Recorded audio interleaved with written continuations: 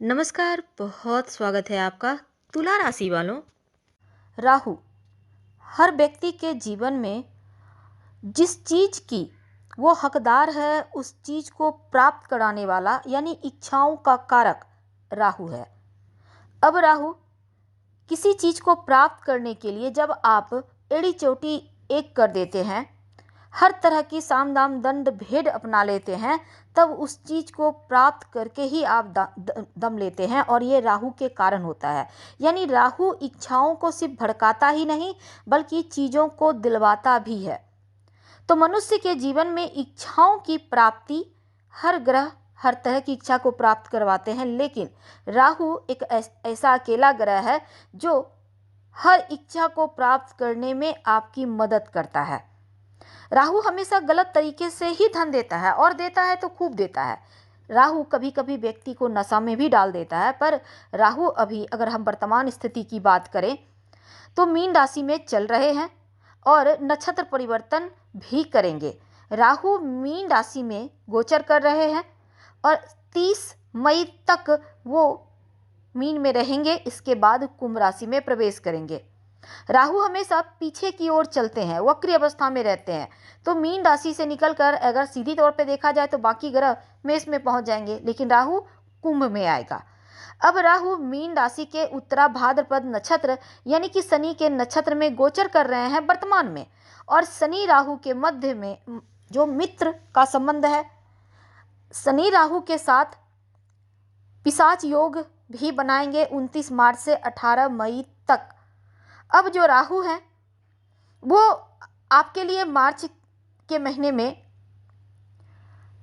चूंकि यहाँ पर देखिए 29 मार्च को जो शनिदेव है राहु के साथ आकर पिशाच योग बनाएंगे और राहु मीन राशि में 30 मई तक देवगुरु बृहस्पति के नक्षत्र पूर्वा भाद्रपद नक्षत्र में रहेंगे।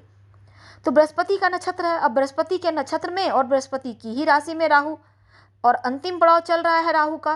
फिर इनका महापरिवर्तन होगा और ये अपने जो मित्र हैं शनिदेव उनके घर कुंभ राशि में चले जाएंगे।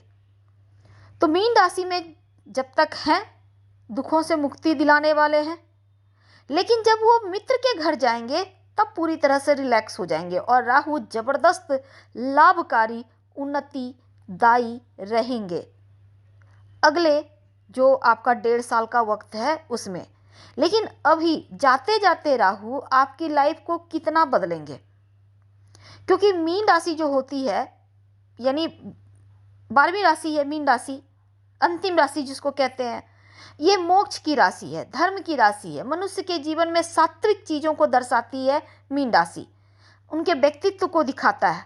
अपने जीवन में अगर अपने स्वार्थ के कारण कुछ गलतियां भी कर लें तो जो देवगुरु बृहस्पति होते हैं उनका प्रभाव से व्यक्ति के अशुभ प्रभाव को कम किया जाता है या वो कम करते हैं। जैसे ही राहु पूर्वा भाद्रपद नक्षत्र यानी कि बृहस्पति के नक्षत्र में प्रवेश करेंगे मार्च के महीने में, तो जो भी अशुभ प्रभाव था वो बहुत हद तक शुभ स्थिति में आ जाएगा, बहुत ज़्यादा लाभकारी रहेगा। लॉटरी, जुआ, सट्टा, शेयर मार्केट, क्रिप्टो करेंसी वगैरह में पैसा लगाए हुए हैं तो आपको यहाँ से लाभ होगा। अगर आप फिल्म इंडस्ट्री, सोशल मीडिया के से जुड़े हुए हैं या फिर आप नशे के काम कर रहे हैं किसी भी तरह का, तो उसमें भी आपको लाभ देगा। टेक्नोलॉजी से जुड़े हैं, साइंस से जुड़े हैं तो छप्पड़ फाड़ सफलता देगा राहु। तो राहु की स्थिति लाभ दिलाने वाला है। राहु स्वयं की इच्छाओं को भी बढ़ाता है और जब आप मेहनत करते हैं उस चीज को पाने के लिए तो अत्यधिक सफलता भी देता है। प्रशासनिक क्षेत्र हो या फिर राजनीतिक क्षेत्र हो, आपको छप्पर फाड़ सफलता देने जा रहा है 18 मई तक राहु। हालांकि 30 मई तक पूर्वा भाद्रपद नक्षत्र में रहेंगे तो उस वहां तक आपको शुभ फल मिलेगा और राहु मीन राशि में चल रहे हैं, इसके बाद वो कुंभ राशि में आएंगे। तुला राशि, वर्तमान में राहु 18 मई तक आपके छठे भाव में हैं। जाते जाते राहु छठे भाव में देवगुरु बृहस्पति की राशि और बृहस्पति के नक्षत्र में रहकर आपके अपने प्रयासों में सफलता दिलवाएंगे। करियर में लाभ होगा और कुछ ऐसे अवसर मिलेंगे जो पाकर आप बहुत प्रसन्न होंगे।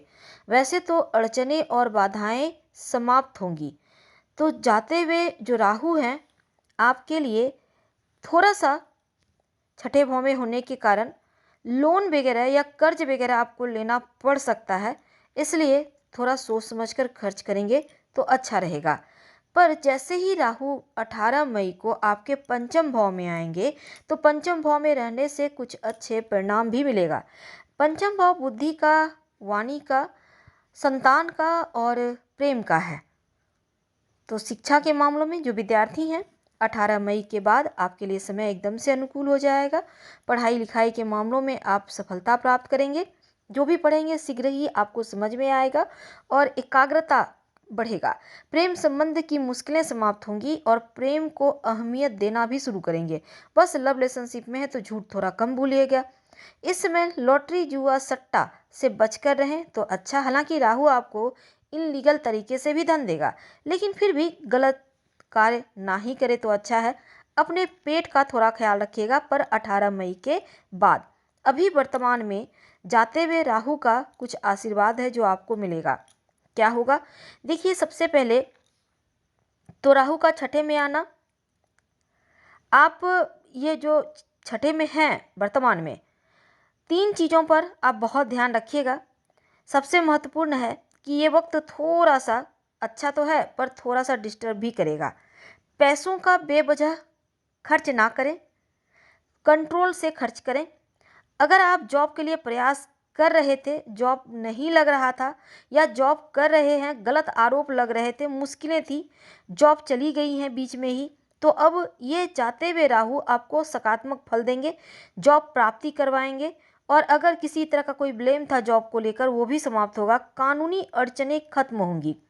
अगर आप विदेश जाना चाहते हैं, पीआर हो, वीज़ा हो, ग्रीन कार्ड हो, एक बार फिर से आप एक कंट्री से दूसरे कंट्री में जा सकते हैं, ऐसी भी संभावना बन रही है। बेवजह से अगर कोई कानूनी अड़चन में आप फंसे थे, गलत रिश्ते में फंसे थे, तो उससे भी आप बाहर निकलेंगे। और किसी तीसरे व्यक्ति से पर्सनल बातें शेयर ना करें वरना मुश्किल में पड़ेंगे। इस बात को ध्यान रखें। वाणी में मीठापन आएगा अपने आप।